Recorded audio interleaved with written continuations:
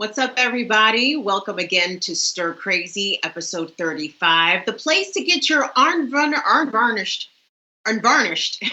take on the news. We may stumble over the words hither and thither, but we're still going to get the point across. This is that place where we talk real shit about the news, brought to you by the Real News Network. I'm your host, Kim Brown. Coming up on today's show, you guys really dictated today's topic a lot to us because we've been getting a lot of comments, a lot of feedback, people asking us the question, when are you going to address how the pandemic and the subsequent related calamities are impacting indigenous communities here in the US and North America at large, I should say. Well, today is that day, everybody. We are focusing exclusively on the indigenous communities, Native American communities, how they are suffering, dealing with these ongoing challenges as it relates to COVID-19, how a lot of these challenges are historical, very much like other marginalized communities who are dealing with this. But of course, we know that Native Americans have been dealing with this since the advent, since the settlers first took step onto this raggedy country called America, and that's how I'm gonna call it. America is raggedy. It wasn't raggedy until the Europeans got here, but as soon as they got here, oh man, shithole nation instantly. So, gang, of course, as usual, we want to take your comments and your concerns and your criticisms in the chat. We know you guys like to keep it all the way live, so if you have anything that you want to say in a nice, respectable way to either me or any of our guests, feel free to drop it in the comments. Our social media guy, James, will make sure that I see it, and we'll get you on the air in that way, okay? So today, time to bring in our fantastic, wonderful panel. Joining us from the DC area is Jen Deerenwater. Jen is a journalist. She's also a speaker and organizer. Johnny J is on the line, also a journalist, advocate, and community builder. And Desiree Kane, she's from the Miwok Nation. She's a journalist and a community organizer. She's part of the Colorado Rent Strike and Eviction Defense and Missing Indigenous Sisters Tools Initiative, MISTI. We are so honored to have you all on the panel with us today, guys. So thank you so much for being here. So the first place we're going, all good, ladies. So the first place we're going to start actually is out in South Dakota, because as we know that there are a number of Native American reservations in South Dakota, and they have taken a very proactive step into trying to keep COVID-19 out of their communities. They have been setting up these roadblocks, basically telling white Americans, y'all can't come here, okay? Because y'all are carrying the COVID, and we don't want y'all in our neighborhood spreading the COVID. And the governor of South Dakota, has now decided that she wants to try to force tribal elders and leaders to forcefully open up Native American areas to prevent them from being able to block folks. So Jen, what is your take on what the preemptive step that these tribes took out in South Dakota? Well, the first thing I want to point out is that they're not roadblocks, they're checkpoints. I think those are two very different things. So I think the checkpoints, one, it's well within the legal rights of tribal nations to do this. It's a part of our inherent sovereignty to self-governance and to rule over our lands and our people, just as the United States would not have the right to, say, go into France or Germany and tell them how they're supposed to react to this pandemic. They don't have that right to do that with our Native nations. And I'm actually working on a piece for the Real News Network that should be out anytime now, looking at these checkpoints and what's happening out there. The news has really focused on the checkpoints, the Cheyenne River Sioux and the Oglala Sioux tribes reservations. But I do know the Rosebud Sioux tribe also has a checkpoint. I actually spoke with someone from Governor Noem's office yesterday, and they said that they haven't taken legal action yet, but it sounds as if they may not be willing to back down. The governor released a letter on May 12th, I believe, for Cheyenne River and May 13th for the Oglala, basically saying, we don't think you're allowed to shut down state and U.S. highways or have any kind of checkpoint or interfere with any traffic crossing your reservation whatsoever, unless it's on a tribal road or a Bureau of Indian Affairs road. But that's just not correct. I mean, one, the tribes have a treaty right to decide who comes onto their lands. And there was also a court case in 1990, I believe it was the Eighth Circuit Court, ruled that tribes have the right to oversee U.S. and state highways that cross their lands. So legally, the governor doesn't really have a leg to stand on with this. And when you also look at how the coronavirus, how COVID-19 is impacting our Native people, it just makes sense that tribal nations take a proactive stance and try to limit the flow of traffic through their lands. I know that we'll get into this in more detail as we go on, and Johnny and Desiree can definitely speak to this as well. But, the Navajo Nation, for example, they have the third highest rate of confirmed COVID-19 contraction rates in this country. And when you also look at the complete lack of testing, and as well as the labs and the supplies to process tests that many of our Native nations are suffering in our Indian health system and tribal ran and urban Indian health centers, we still don't even know accurate rates. So the rates of contraction that we have and the rates of death could be significantly higher than what we even know. Native people are often erased from data. So that's another issue that we have, particularly for those of us who are urban based. We're being counted as other rather than as American Indian or Alaskan Native. So if you just look at the setup and the conditions that many of our people are living under, and how some governors, like Governor Noem, who never put a stay-at-home order in place, it just makes sense to me that tribes will do what they have to do to protect their people. Johnny and Desiree, I want to get your reaction because we do have a clip from Governor Noem. This is from a press conference she gave. I think it was Sunday, May 11th, just days before those letters were sent out, as Jen mentioned. So, but when you listen to this clip, I want you to sort of listen to the incredulity from the journalists who are asking the governor these very specific questions. And my take is she sounds like she's lying, but I want to hear what you guys' take is on this. Let's hear from South Dakota Governor Noem. And are you hearing that that's not happening on either of the reservations? Because they both say that, they're allowing through traffic, they're allowing essential services. Ranching is considered a essential service, at least for the Oglala Sioux tribe. I mean, are you hearing that this isn't happening? Yeah, I am getting reports from travelers, from businesses, ranchers in the area, and those within DOT and other state agencies that these checkpoints have been an issue with allowing those types of services to get through. Okay, thank you. You bet. Hi, Governor Noem, this is Dominique Smith from News Center 1. How are you? Good. I have another question regarding the checkpoints. Sure. So what communication has the state had with the tribes? Because the tribes are saying that they have had some communication with the states, and they've been very clear about what they were going to be doing with these checkpoints. So what kind of discussions have been had, and what do you consider the tribes fulfilling the consultation that's needed to approve these plans? Yes, we have had conversations with the tribes, and it's been ongoing, I would say, for approximately a month. Friday wasn't the start of the situation. It had been going on with several different conversations, and I'm hopeful that we'll be able to come to a point where we can allow these types of services to move through these checkpoints and to get some decisions made as to how to go forward, because we need to continue to see those essential services move through the checkpoints. We need to be able to get ranchers to their cattle, people to their property, and to make sure that we're allowing people who want to travel through the area to continue to do so and not be stopped and turned around.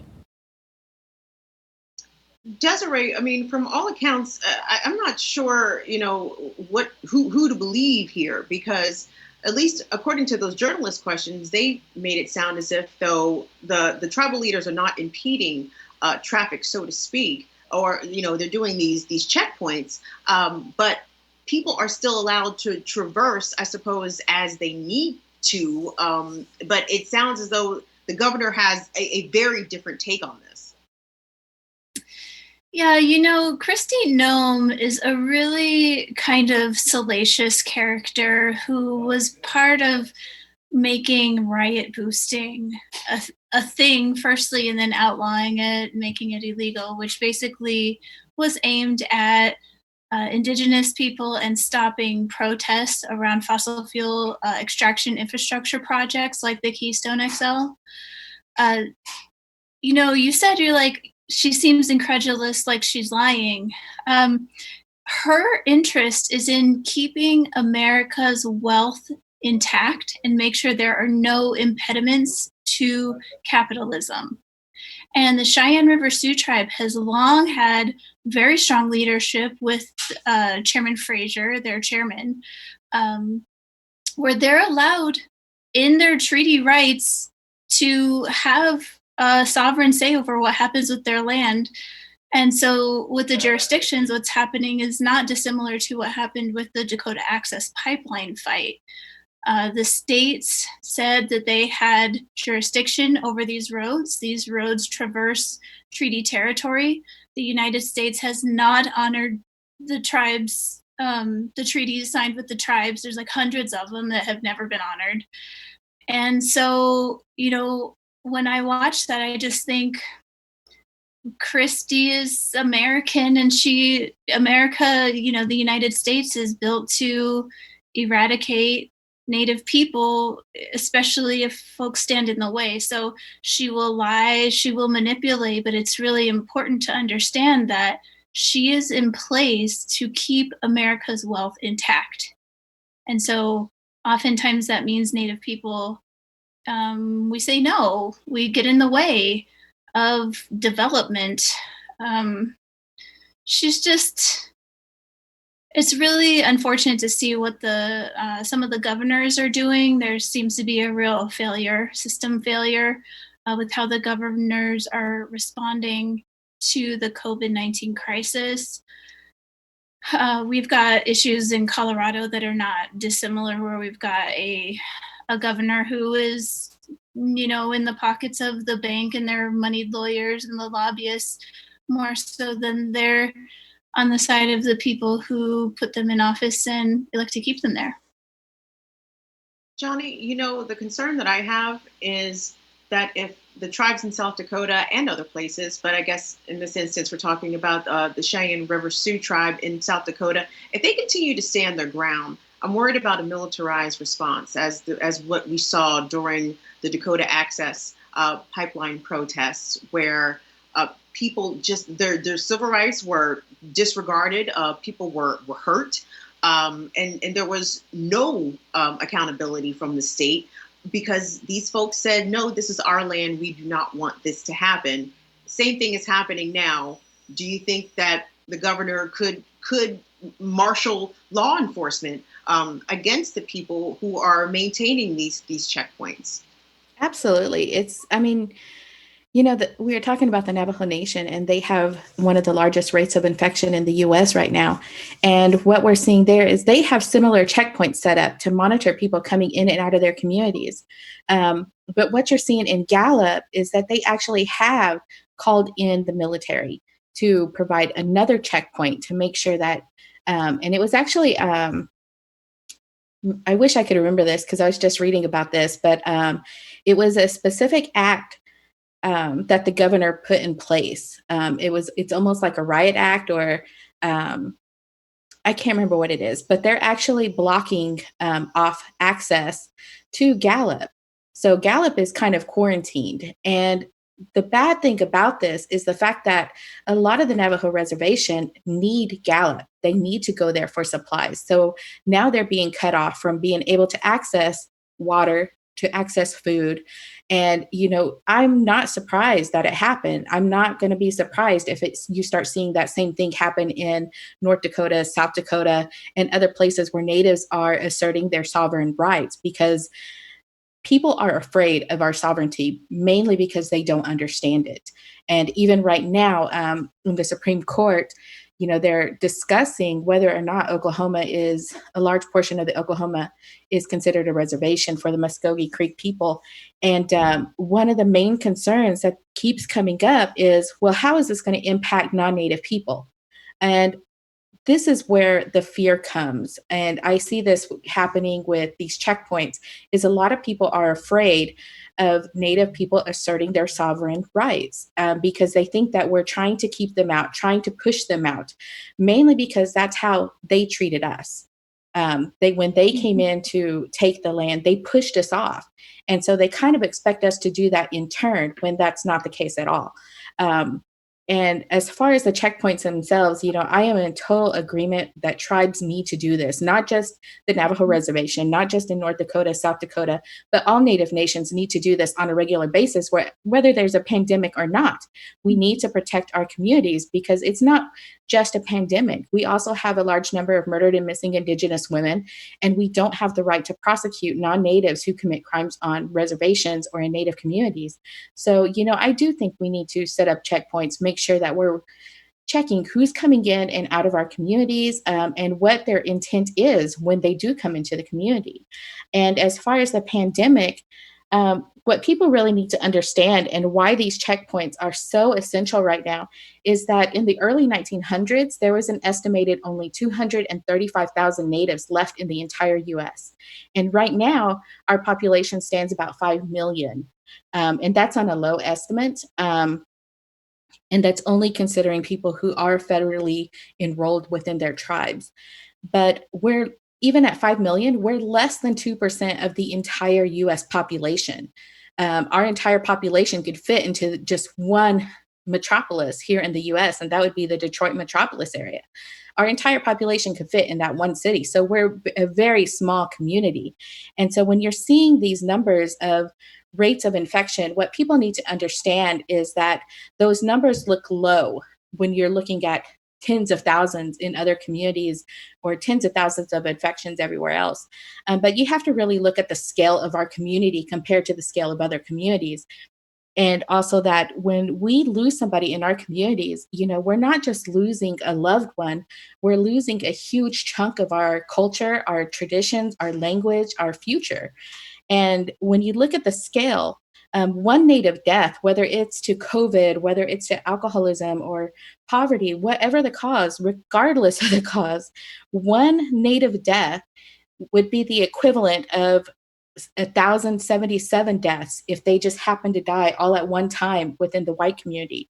It'd be like losing 143 people at one time in the Black community, or 61 at the same time in the Asian community, or 192 deaths in the Latino company. Imagine if that many people died all at once. That's the impact that it has when one Native person dies within our communities, because we're such a small population compared to other communities. And so you really have to look at that, because that's when you start to understand exactly how Native communities are being impacted by this pandemic. We are facing another, almost like an extinction level event. And this is something that we've had to fight, since America was founded, because that's the whole point of America, and the founding of it. It was built on genocide. It was built on slavery. It was built on the idea that we need to eradicate the Indian problem. And we've fought against that. We continue to fight against it. And now we're here with another pandemic. And, we just got our numbers up to 5 million. It took us almost over 100 years to get to 5 million. And here we are facing another event where our numbers could plummet back to 235,000. That's not an impossible, it's just not an impossible figure. Yeah, and it's so, you see people thinking, well, why are they doing these checkpoints? Why are they doing this? Well, that's because we have a lot to lose, and we've already lost a lot. And, we need to protect our communities. You know, Johnny, the emotion and the sentiment that you're expressing was shared by Navajo Nation President Jonathan Nez. He's been addressing Navajo Nation online, Facebook, YouTube. He held a town hall, virtual town hall yesterday. I think he was in New Mexico, and he had a similar emotional response to the loss of any Navajo life, let alone the amount that have been lost since the COVID-19 pandemic struck. So let's hear from President Nez. Here on the Navajo Nation, we have tested about 8-9% of the total population of our citizens here. And compare that to the United States population. A little bit over 2% of the US population has been tested. So you can see the comparison. 8% of the total population here on Navajo have been tested. So we have been testing a lot. In the amount of 20,928 people have been tested. And total positive cases are 3,392. Negative cases, 15,809. And we have 119 of our Navajo citizens here who have lost their lives. One way too many. Last night, there was a big spike in positive cases and deaths. You know, a lot of people are fighting in the hospitals. Some are off the Navajo Nation fighting for their lives. They're strong. We're strong. And so yesterday we increased by 16 deaths. You know, those are all numbers from consolidation of those that are having a hard time in these border town hospitals who have passed away. And it's sad to me. You know, as you can tell, I'm pretty saddened by those numbers.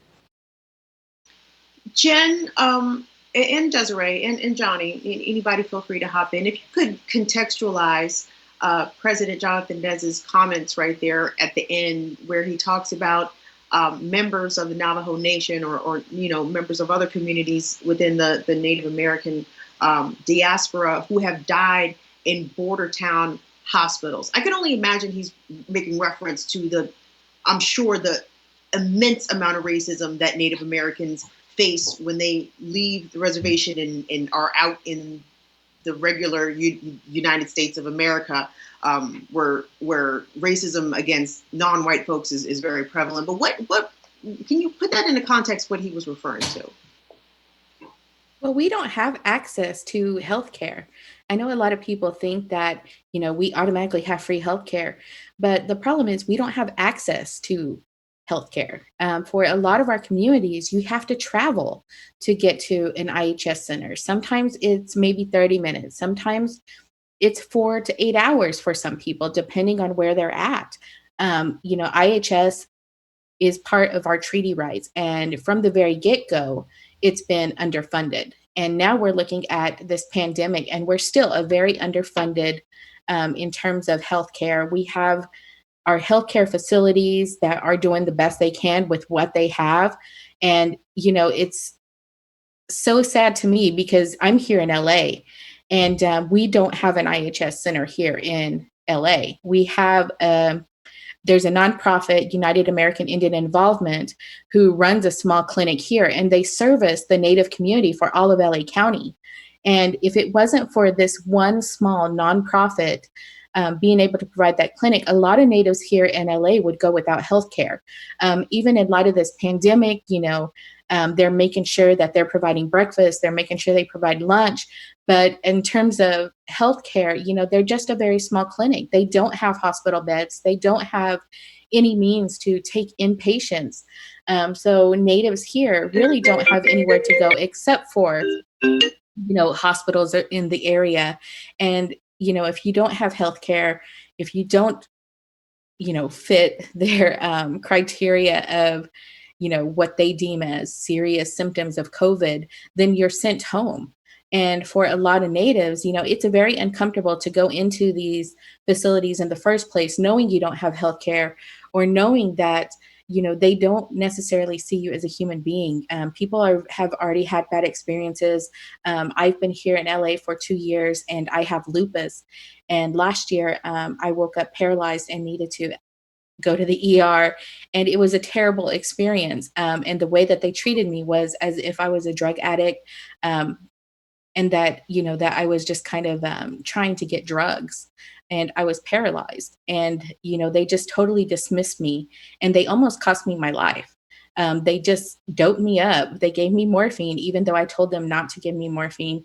They didn't take any account, any of my symptoms or the fact that I have lupus, and they sent me home.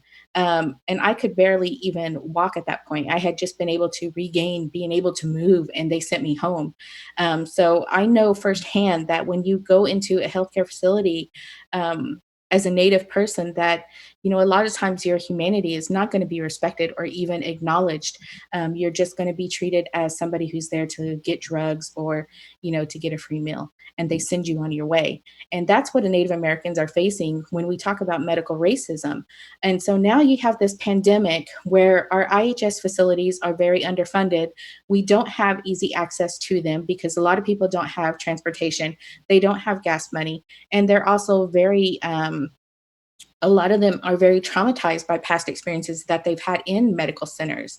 And so, it really puts us in a very precarious situation in terms of how do we get the care that we need during this time. And, my heart goes out to the Navajo Reservation because a lot of their communities are so rural, and I can absolutely see why this is having the impact that it does. And it's heartbreaking because a lot of these deaths could be preventable if we had better access to healthcare, if we had access to the resources that we need in order to protect us even before we get infected. A lot of people on the Navajo Reservation, they don't have running water, they don't have electricity, and they depend on going into these border towns in order to get the resources they need. But now in places like Gallup, they're being disconnected from that. And also with the stay-at-home orders, a lot of the essential businesses that we do have been raided by other non-natives coming into our areas. And so, that puts us in a very precarious situation. And, I honestly, as optimistic as I want to be, I just don't see a silver lining right now for us unless we get the resources that we need. And even the funding that has been set aside for us through the CARES Act, we have a lot of our communities haven't seen that money yet. And so, we're just trying to make do and do the best that we can right now. But at the same time, we're seeing so many of our people dying and getting sick and not getting the care that they need. And it's absolutely angering and just so frustrating because at the end of this, I just keep thinking, what is going to be left of our communities? And, how are we going to recover from this? Yeah, I echo a lot of what Johnny just said. I'm a citizen of the Cherokee Nation of Oklahoma, which is the largest federally recognized tribal nation in the so-called U.S. And we have 370,000 citizens for Cherokee Nation, which is significantly more than some of our tribal nations that, maybe just have a few thousand. We are a little better resourced than some of the other tribal nations as well, but I still worry for my people. 370,000 that's really not a lot of people. The first person that died of COVID-19, at least it was a confirmed case in my home state of Oklahoma, was a Cherokee Nation citizen. One of the people that we lost is an elder who spoke our language. That's a big part of this as well, is it's not just the loss of our life, it's the loss of our languages and our culture, much of which the United States and previous colonizers tried to take from us, because it's important to remember that, yes, the U.S. these are the assholes that have stuck around the longest. But, we had plenty of other white nations coming in here. My people had to deal with the Spanish and the French. Other people had the Dutch, the Portuguese, So we've been going through just one colonizer after another trying to kill us. And when they couldn't literally kill us, they went after our culture. They made it illegal to do our ceremonies. They stole our children from us and put them in boarding schools. And that was not that long ago. We still have boarding school survivors to this day. Those children were beaten and had horrible things done to them. Their hair was cut. They were given Christian names. They were abused if they spoke their languages. I only know a couple of words in my language. And that's something that I had to actually learn as an adult. So when we're losing our people, sorry, it's just getting to me. When we lose anyone, that is such an enormous loss as Indigenous people. And also just speaking to being under-resourced. So the IHS, I think a lot of people in the United States and probably in Canada and other areas, they have this idea that, Indians, quote, Indians get all this free stuff. But what they don't realize is that that's not free. Our treaty right to healthcare, that we paid for that in blood. We paid for that with our land, for our people. That is our right that we negotiated in those treaties. And what people need to understand is that the United States in its early days almost went bankrupt. They did not have the money and the resources to go to war with all the Indigenous people. And that's part of why they did treaties. It's infuriating to me. And I think, the racism that I've experienced as a Native person looks a little different when I go back home to Oklahoma or in other area that has more recognizable Native populations than what I experience on the East Coast where I currently live. But by no means do I not experience it here. I have had so many problems in healthcare settings. The George Washington University Hospital, I had back surgery there in 2017. I literally had my spine, basically ripped open and had metal and things put in it. And the white nurses were refusing me the pain medication that the doctors prescribed me. And so it goes back to that, well, you're just an Indian, so you must just be a drug seeker. You're faking it. You're lying. I got called a redskin. I had people, nurses and staff coming into my hospital room calling me a redskin. This stuff is still happening. It's 2020 and this is happening to us every day.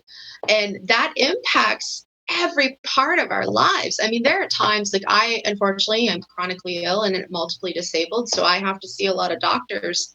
But there have been times where I've canceled medical appointments because I'm just I don't have it in me to face just the barrage of bullshit that could come my way today.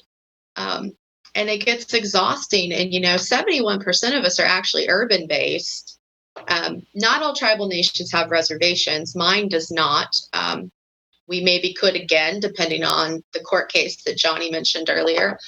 But most of us live in cities now, and that's from the 1950 termination era when the United States basically wanted to end the government to government relationship that we have, and they relocated a lot of us to cities.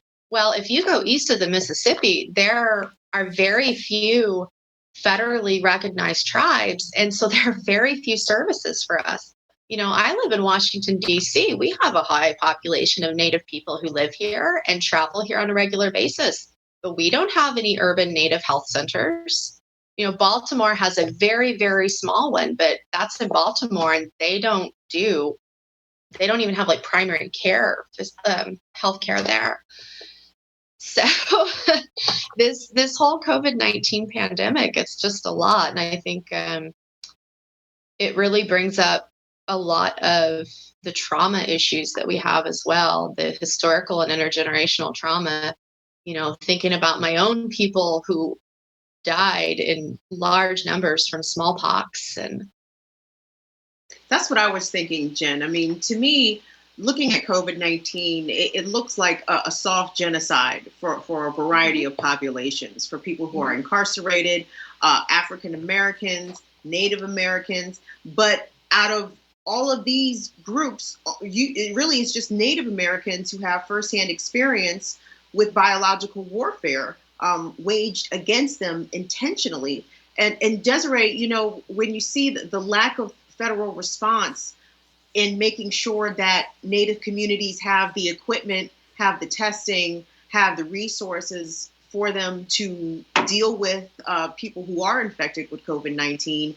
I mean, the neglect, without question, is intentional. I can't even say it seems intentional. No, it is intentional, without any question. Mm-hmm. Yeah, I mean, it's interesting because the United States, one of the ways that they attack Native people is actually under-resourcing the things that we need and then over-resourcing things that we don't need, right? So when you talk about biological warfare, I was at the Standing Rock camps for almost 8 months out of the 9-month occupation. They were spraying us with some kind of something out of planes, even back then, in 2016, using that camp as a experimental ground for whatever it is they were spraying on people. And so they'll over-resource things that benefit them, but then under-resource things like Indian Health Service. Or in Colorado, where I live, Governor Polis recently just cut Medicaid, which funds Indian healthcare here in Denver, by $182 million, saying that, you know, or just ushering in like austerity when what we need is for him and all of the governors to stop giving bailouts to corporations. You know, a lot of things that impact Native people, it ripples outward. So we're usually the canary in the coal mine. I don't like that analogy because resource extraction language is, you know, everywhere. But I think we really see the United States over-resourcing things that harm Native people and then under-resourcing what we actually need, which is healthcare, housing, food security, bodily sovereignty, and then state sovereignty of our nations. Guys, we have a lot of comments coming in. Let me read some of them to you. 206 War Eagle says the CARES Act, that ain't got the Native brothers and sisters what they need intentionally. That is correct. What's another comment we have here? From Mr. 626667, truth is that all of America needs to understand. I think he's talking about some of the points that were made earlier in the conversation. And Bald Eagle says, so it's okay for the government to set up checkpoints against we the people, but when someone else does it, there's a problem? Yeah, there is a problem, apparently, according to the governor of South Dakota. Desiree, you know, I wanted to come back to something that you said about resource extraction. And we know that the COVID-19 pandemic is being used not only by corporations, but by the federal government, namely the Trump administration, to push through a lot of foul shit where they think that people aren't looking and or paying attention. And some of that has to do with mining and mineral extraction from the lands of Native Americans. Would one of you be able to speak to that? I'm sure all three of you can speak to it from three different perspectives, because I know this is not just happening to one tribe in one region. I mean, this is pretty much anywhere where the Native peoples are. These corporations backed by the federal government are just really chomping at the bit to get at the natural resources on your lands and not give a shit about the environmental impact that it leaves behind. Yeah, they're definitely using this as an opportunity to just make a grab at resources out of the land, because folks are quarantined at home, that means water protectors and land defenders are less likely to show up. In Colorado, the oil and gas industry is running rampant. They're setting up new man camps, which are a nightmare for Indigenous women, girls, and Two-Spirits who go missing or murdered. They're taking advantage of folks being home because they're going unchallenged. The courts being hemmed up the way that they are, there's no access for United States citizens and just people who live here, whether they're documented or not. There's no access to the government. They are doing whatever they want, which is par for the course since Columbus was found lost at sea in 1492. If one analogy that I really like and reminder is that Columbus came with 3 ships, all named after women. On those ships were men, younger men who would survive a trip like that. They had no elders, so no one to remind them of the past. They had no women or any non-men, period, to round out their approach and give them accountability. And they had young men, but no children to remind them of the future. So who landed in the Arawak territory in the Caribbean are young men. So we've got a country now that, fast forward hundreds of years, embodies that personality of an unaccountable, sexually aggressive wealth hoarder.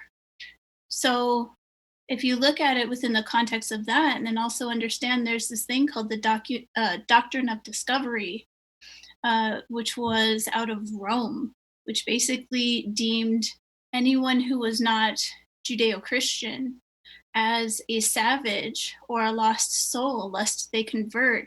It was fine to massacre them.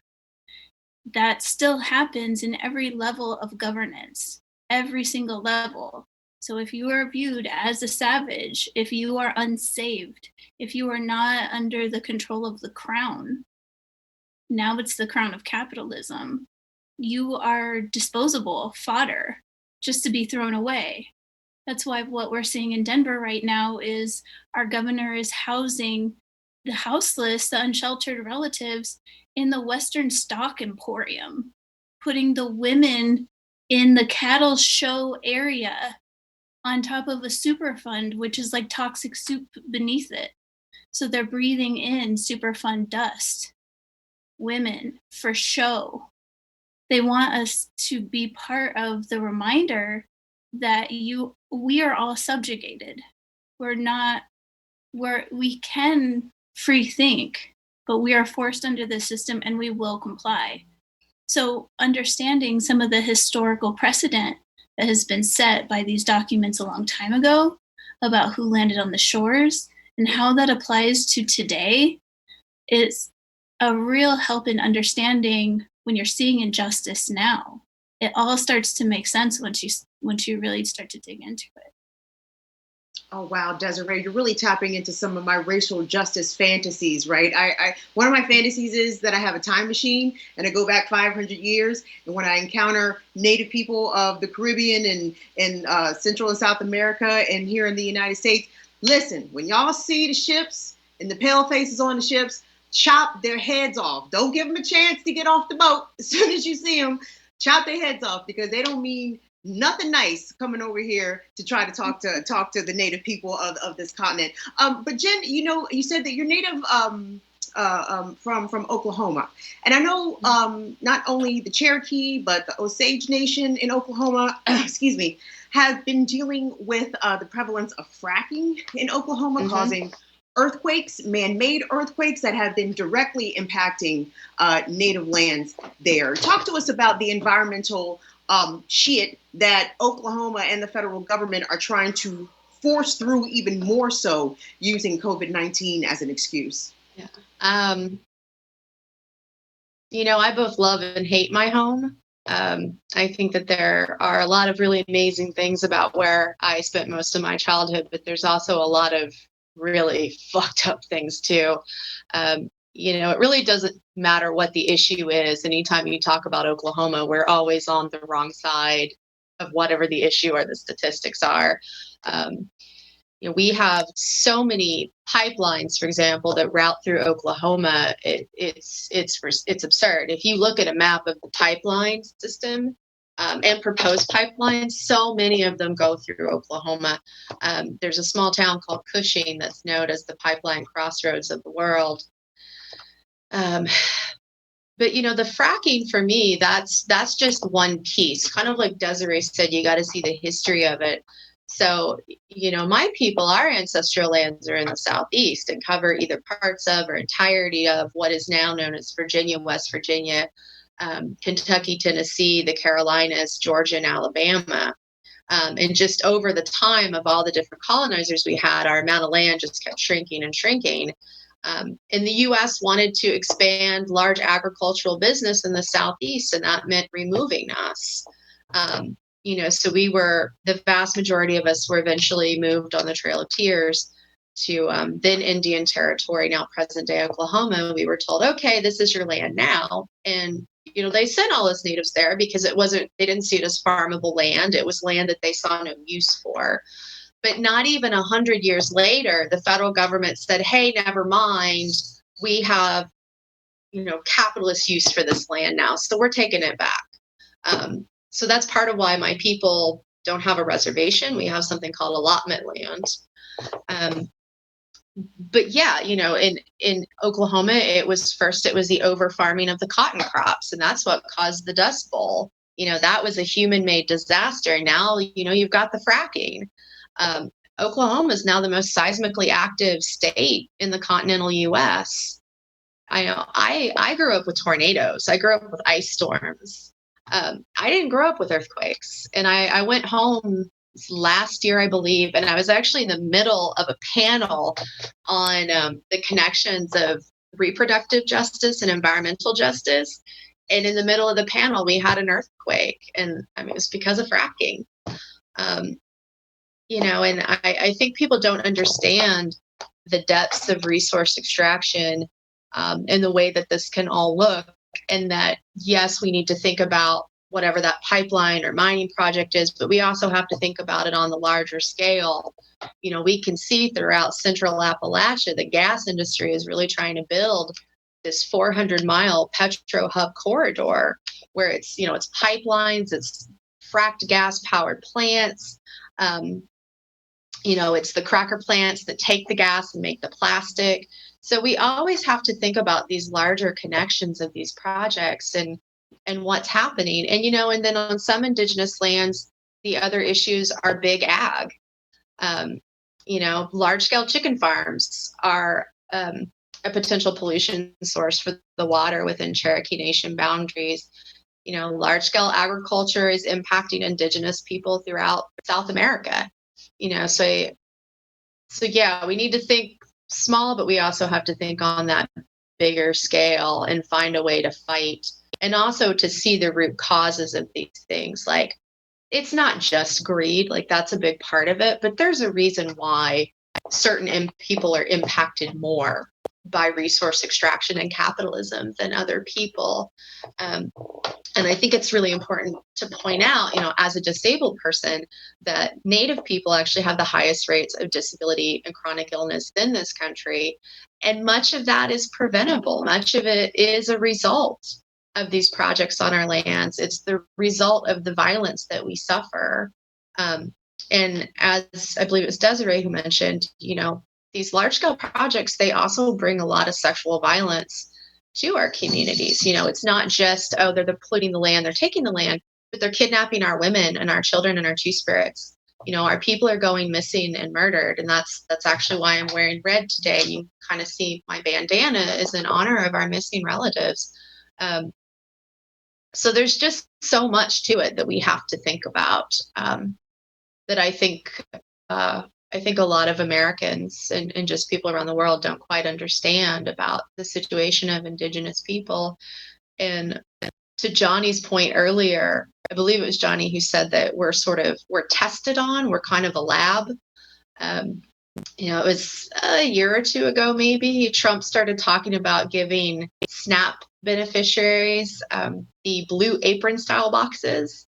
Well, all of us natives were like, no, don't go for it, because we already get those things. They're called commodity boxes. So it really is like, if you want to see the direction a colonizing nation's going to go, look at how they treat their indigenous people and know that eventually you and yours are going to be treated the same way. Yeah, they templatized it with us. They really did. And it's kind of funny because Jen brought up the boxes and, so many people were like, oh, this is outrageous. And I'm sitting there like, y'all realize that natives have been dealing with this already. And also, in my mind, I'm looking at the quarantines when they started putting people, putting these stay at home orders in place. I was thinking, the easiest fix to this is commodities. Make sure your citizens at least have the basics that they need to get through this, because you look at how other countries are tackling this. And I have a cousin who lives in South Korea, and they get a grocery box and they get sanitizing wipes, they get masks, they get fruit, they get, a lot of staples that they need just for everyday living. And that's something that the government has provided for the citizens. And even then, in some buildings, they have people in place who check on the people who are living there in the buildings, making sure that they have what they need. And if there's somebody who's disabled or immunocompromised, they go out and do the shopping for them. And I'm looking at, how we've kind of tackled this, and it's been very much everybody for themselves.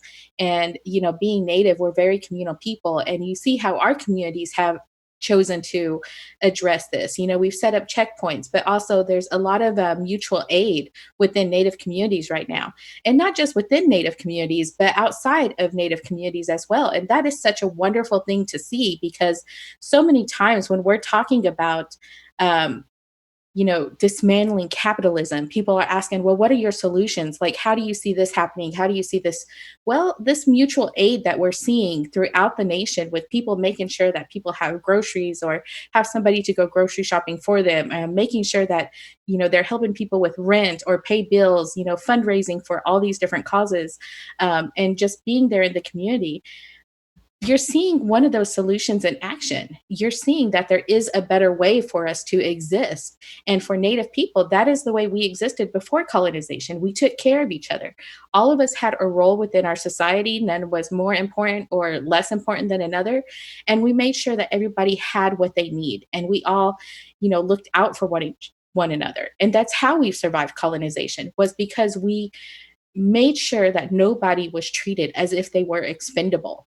Even now, we're not looking at our elders like, okay, well, they're old, so, it's okay if they die. And we're not looking at our youth as, well, they depend on us for care, so they're expendable.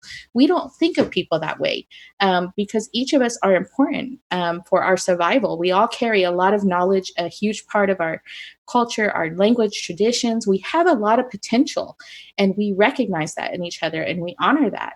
And so you see this mutual aid. You see the way Native communities are pulling together to make sure that the children are fed, to make sure that elders have what they need. It's such a wonderful thing to see, because we're seeing solutions in action.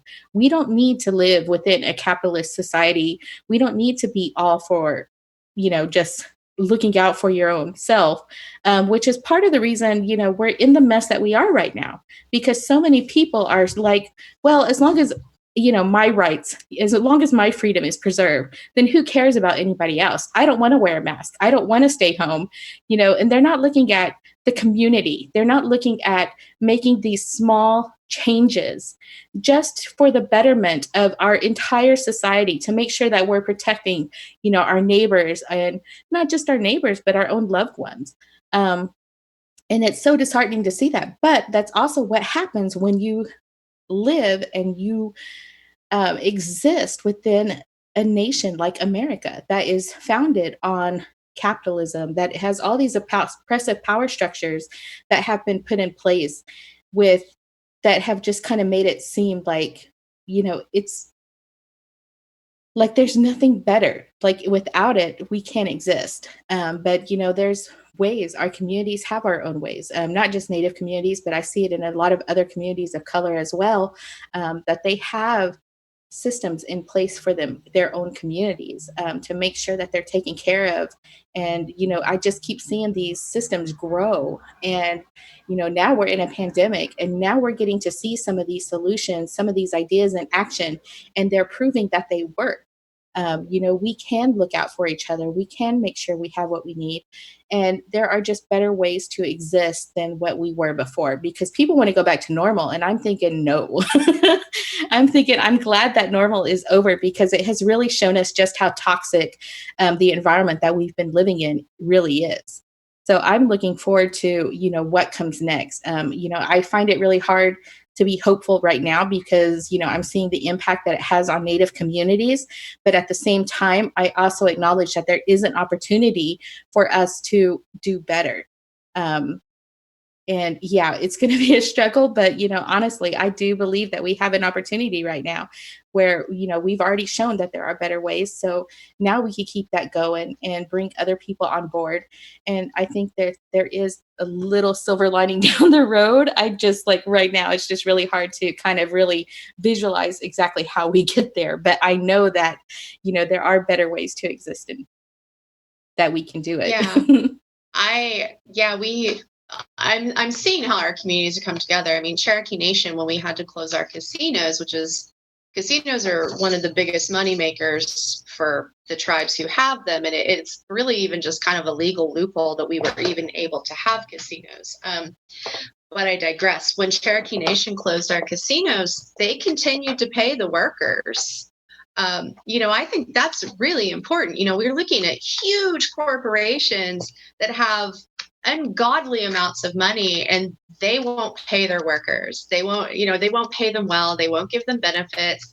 They won't give them, the PPE, the personal protective equipment. There's so much they won't do. But then I look at my nation of, only 370,000 people. And, we are actually one of the larger employers in the state of Oklahoma, and we're paying our workers who, while they have to be home quarantined, it's a different way as possible. And I think, just speaking as a Native person, a big part of that is also just getting the United States government to take their foot off our necks so that we can care for our people.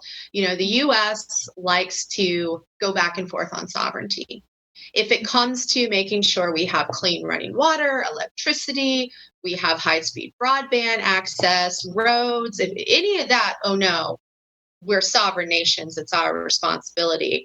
But now if you want to come in and build a pipeline, you want to come in and take the land for some large-scale mining project or something, well, then we're no longer sovereign. And I think, just going back to earlier in the show, we were talking about the roadblocks. For me, it's not the roadblocks, but the checkpoints. And checkpoints, not roadblocks. For me, it's not even just that issue. It's how the government and corporations as well like to just pick at our sovereignty. I mean, the Goldwater Institute got involved in the legal case for ICWA, which is the Indian Child Welfare Act, which was put in place because so many of our Native children were being stolen from us. Well, they got in on it saying, oh, this is really racist and we have to get rid of ICWA. And it's like, well, the Goldwater Institute doesn't do anything around children or Native people. This is just a way for them to try to strip tribal sovereignty. It's population control. Also, if you really start to dig down in it, it's population control and class warfare. What we're seeing in the street. This is like how class warfare works. You take away people's ability to have access to healthy foods, to education, to all kinds of things. And there are natural outcomes, which Native elders have been saying for hundreds of years. And so now the effects of what they have been warning about for so long are being felt. So I think there is a point to be made that this is how population control works by the capitalist, elite, the global billionaires, the 2,100 global billionaires. This is how they handle the population. They need the GDP to go up. That means they need less people here. So it's all about wealth. And this is being viewed, this coronavirus is being viewed as an opportunity to just take a few people out, but it's our relatives. It's wrong, it's unethical, it's inhumane. So, when we're discussing it, I really am encouraged when I hear young people talking about class warfare, population control, how to use the interdependent nature of our communities in our favor, because there are so many more of us than the 2,100 global billionaires. So many more. I appreciate that this show is happening too, because ultimately, indigenous people to this continent know how to survive diseases from other continents, how to survive capitalism on this continent. And ultimately, there is going to become a shift, or a shift is happening now, where people are starting to respect the knowledge that indigenous people hold in how to survive all of this. Because the fact of the matter is, we will outlive this. Just like we've outlived the other colonizers, just like we've outlived all the other diseases that have come. At the end of the day, we're going to outlive all of that. So, it's good that people have ears to hear these things. I want to get back to something Johnny said. Johnny, when you were talking about the elected officials who suggested that elderly members of the community should just sacrifice themselves for the good of the economy. And, there's more to life than living. This is what the Lieutenant Governor of Texas said out his mouth, not just once, but I believe he said it 2 times. He doubled down on it. And I'm thinking to myself, who would make such a suggestion? You know who? A ghoul, a vampire, a bloodsucker, a person Someone who wants their servant back. It's so true, because, I'm glad that in light of this, you see so many people saying, eat the rich, because the veil's being pulled back. Because before this, there was such celebrity worship.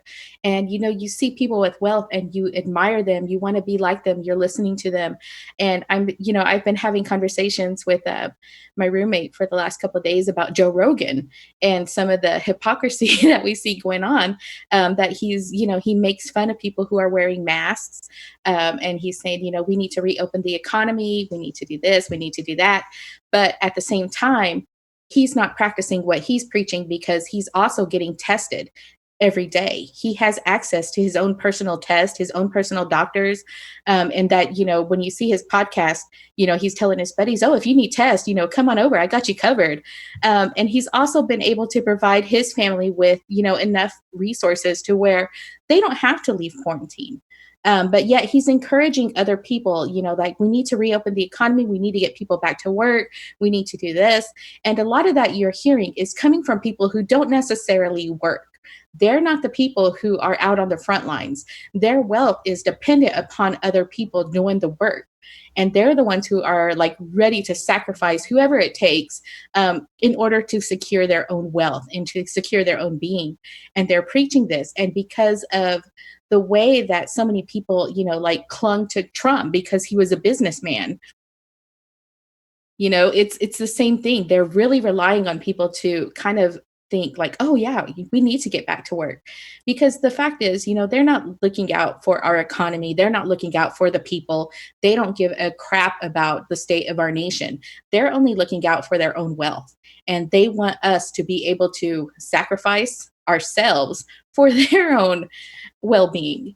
And, you see, it's so ridiculous, but I'm actually glad that this pandemic came about, because it's starting to pull the veil back and people are starting to realize, like, these people are full of shit.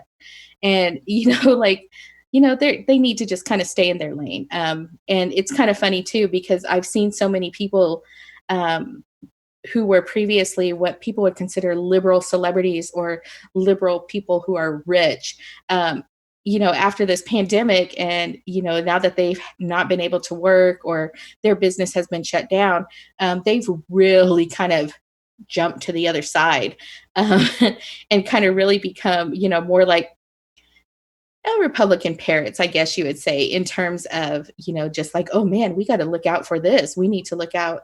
We need to make sure people are working. And it's like, you know what? We don't need to. And, like, there are a lot of businesses. There are a lot of people who are really scared about not having the resources they need. And, I'm looking at this like, guys, why are we trying to go back to work? Why are we trying to do this? Why are we fighting against each other when what we should be doing is fighting against the government who has denied businesses viable solutions to protect their businesses? They have the loans, but so many of these small businesses aren't getting the loans that they need. And why are we giving them loans and not grants? And, the loans too are coming with some unrealistic payback expectations. And even with rent should be canceled, and not just rent for renters, but, mortgages for building owners. Like that should all be done, canceled. That way, not all of us kind of take a hit, but we're not sacrificing someone for the sake of someone else, which is basically everything that has happened is set up that way. We're sacrificing the poor for the sake of the rich who are getting these loans, who are getting more money than anybody else. We got $1,200. Well, not all of us. But a lot of people just got $1,200 and they're expecting people to survive this pandemic on this. And it's like, guys, no. You see what other countries are doing. Other countries have canceled rent. Other countries have made sure that the businesses that have shut down, have means to open up again and not have to worry about going bankrupt. And that's what our country should be doing. But instead, they're looking like, oh, we're just going to give you crumbs and expect you to be happy with that. And it's kind of like hook, line, sinker, because so many of the people have kind of really taken this like, oh, this is why we need to work. This is why we need to open up. This is why we need to sacrifice each other. Because if not, we're going to lose our businesses. We're going to lose our homes. We're not going to have. And, I'm terrified of this. The same things of like not having a roof over my head because I've been homeless. I know what that's like and I never want to do that again. So I know that fear. I know what it's like to not have food security or to wonder where, your next meal is coming from. I know it's a scary thing, but, so many people live with this fear every day, whether or not there's a pandemic. And what this pandemic has shown is that there are solutions and that there is money to address these problems. The problem is that money is not being put aside for the people of the nation. It's being put forth for the corporations, for the people that the billionaires. It's for just a very small percentage and not for everyone else. And, it kind of really shows how far we've strayed from trying to be a nation that's for the people, by the people, because now it's just for the corporations, for the rich, everybody else be damned. And, I'm glad this pandemic happened because like I said, it's pulling that veil back and, it's kind of getting people, ignited again, like, oh, we got to do better. We can do better. We will do better. And I'm really glad for that because, there's just so much wrong going on right now. And it's just ridiculous. And it's so infuriating. And sometimes like, I don't even have the words to put into like, to even express what I feel about this because it's just so overwhelming. But thank God this pandemic happened in a way because now we know that there are better ways and we know that there's money, that all these things that they tell us it's not possible. Well, it is possible because they've done so much within such a small time frame that we know now that they're just kind of full of crap and they're just like stringing us along. So I think that as a people, we need to demand better. We need to demand more. And we need to hold these politicians. I don't care if they're Republican or Democrat. I don't care. We need to hold them all accountable because honestly, the entire condition of our nation is just because of the pissing contest that they have between each other. They're not looking out for the nation. They're not looking about, creating a balance within government. They're looking at who they can screw over more. Republicans get in power, they want to screw the Democrats. Democrats get in power, they want to screw the Republicans. They're all the same thing. They're supposed to be working for the people, and they're not. I'm in the lane of I think it's time that we need to abolish both parties and find a new way. Even if we have to go to American Idol way of voting for presidents, like that is so much better than having to choose between Republicans and Democrats because when we do that, we're always forced between choosing the lesser of two evils. And right now, you look at our candidates for president and it's just like, yeah, we're screwed. America's gone down the toilet and we have no one to blame but ourselves. been down the toilet, ladies, been down the toilet. And it's so, it's amusing in a way. And first of all, Johnny, I appreciate you making that sentiment that you're sort of glad that the pandemic came about, because it has revealed quite a lot about the chasms in our society in regards to inequality, in regards to making sure that the entirety of this nation has some sort of a social safety net. Because I feel similarly. I mean, you step outside, you can breathe the air, like everything is clean. And I am so regretful and sorrowful about, the tens of thousands of people who have already lost their lives as a result of poor planning and poor execution by our federal government as a result of the pandemic. But what it has shown us is what is possible, right? There can be a better here coming out of this, and we definitely cannot get back to normal. But ladies, as you see, it's already 12 after the hour. I know I've kept you a little longer than I intended, but I did want to go around the horn, and I wanted each of you to answer. How can people who are not part of the Native community, how can we best be allies to your community? That's an easy one. That's so easy. Listen to Indigenous people. It's the simplest way to be an ally is just to listen. I'll go a step further and say, not just listening, but stop throwing us in as an afterthought. I've noticed since Standing Rock, in some community organizing circles, it's like, oh, we have to do a land acknowledgement. Oh, we're going to throw Indigenous into our language, but where the hell are the Indigenous people? Like, we are almost never brought in the beginning of projects. Almost no one ever comes to us to talk to us and consult us. It's like, well, we're going to go on ahead and do our thing, and I guess we'll let a token Native or two in. And that's not okay. If you really want to stand with Indigenous people, whatever you're working on, you need to bring us in from the very beginning. We cannot be an afterthought. That is unacceptable. And I'm also personally just tired of non-natives talking over us instead of listening to us. You don't have to like everything we say, but for example, like Elizabeth Warren, us Cherokee people, we've been saying for a long time, she's not one of us, but a lot of non-natives, mostly white folks, like to just keep talking over us, saying, well, how do you know? Who are you to say? And my response is always, well, who the hell are you to say who's really Native?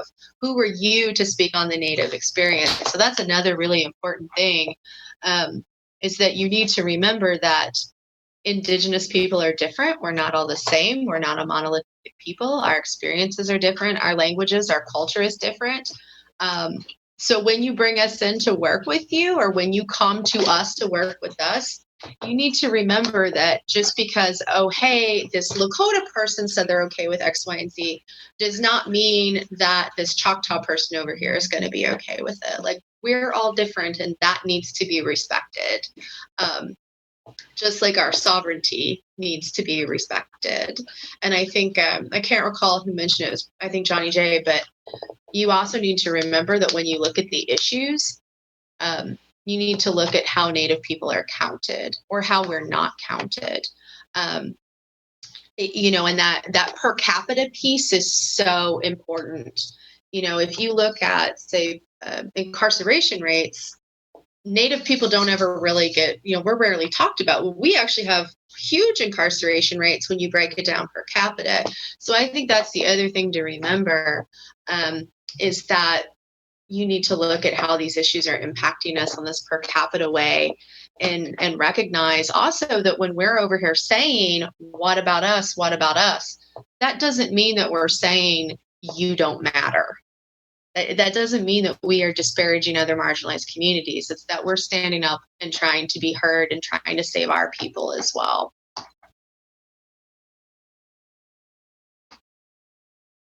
Who else didn't get in on how to be an ally?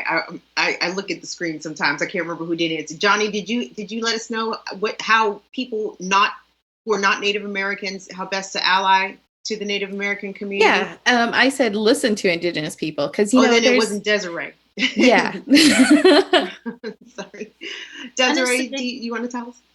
Yeah, I think just taking the time to educate yourself and to actually approach things in a manner where you're like, I'm going to deprogram myself out of the capitalist, cisgendered, heteropatriarchal, capitalist cult. Like those sorts of things are really important. Understanding root causes, but doing the due diligence to understand the true history of what has happened with Native people on this continent goes a long way. And then when you encounter misinformation or disinformation, like someone being like, oh, Native people are extinct, or, oh, you know, any kind of like racist trope that you might come across. I think of an NFL team with a slur for a name. Challenge those things. Like, if you know that something is wrong and it has to do with Native people, speak it. You don't need to lecture Native people. Go lecture your own people. Go get your own skin folk. Go retrieve them and be like, I love you enough to tell you the truth. Because there's so much misinformation out there. There's the American education system is a complete failure when it comes to Indigenous issues or actual fact in education around the history of this continent. But go and speak. We don't have numbers when it comes to the broad population on this continent. We don't, because of sustained genocide, genocidal attempts. So we really need folks to educate yourself and then go speak it, like correct the record. There's just go correct the record when you have folks around you that are on one that's some bullshit. Ladies, before we close out the show, we have a piece written by Jen Deerenwater, which will be going live on therealnews.com, I believe tomorrow. Jen, can you give us a preview about what you wrote about?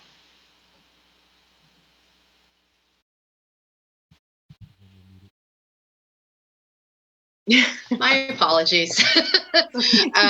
So I wrote about South Dakota Governor Noam's objections to some of the tribal nations in South Dakota who have checkpoints on their roads. And so you're going to get to learn about that issue, but also read about it and learn about how it connects to larger issues of Native genocide and tribal sovereignty. So keep an eye out for it, and read and share it, please, when it comes out. And listen, everybody who's watching, here at The Real News, we are trying to expand our voices perspective, right? So we are trying to hear from more Indigenous voices, more Indigenous journalists, Indigenous organizers. So I believe all that information is on our website, therealnews.com. But our ability to fund Indigenous journalism here at our media outlet is funded in part by the R&M Lang Foundation. So we definitely want to thank them for putting their money where their mouth is, basically, and understanding that people need to be paid, okay? If you want people to report and you want to get a different perspective, especially from marginalized communities, marginalized people need that Skrilla, baby. So thank you very much for dropping us some coin, R&M Lang Foundation. Well, gang, we have been rocking and rolling here on Stir Crazy for a strong hour and 20 minutes. I cannot thank our panel enough. Jen Deerenwater, Johnny J, Desiree Kane. This was amazing, gang. And you guys can't see all the comments and all the chat and all that, but just know everything was popping in the chat and in the comments. People were loving the show, loving the perspective that you bring. And I certainly hope to have you guys on here regularly, if possible, because y'all were dropping nothing but straight truth and straight knowledge. And more of us need to hear this perspective from your community more often, so we're not doing like Desiree said, thinking about the indigenous perspective as an afterthought. No, it needs not to be an afterthought. Right there at the table, first one sitting at the table, matter of fact. So I'd like to thank all three of you for taking the time to hang out and have this fantastic discussion with us. Thank you. Thank you. Yeah, Wado, thank you. And gang, that's another episode of Stir Crazy. We appreciate you guys getting it on and popping. Steely Steve, the Highlander treatment. I saw that, sir. It made me smile. Thank you. I appreciate that. I'm your host, Kim Brown. We'll see you on Monday. All right, gang, have a fantastic weekend and stay safe. Have a good one.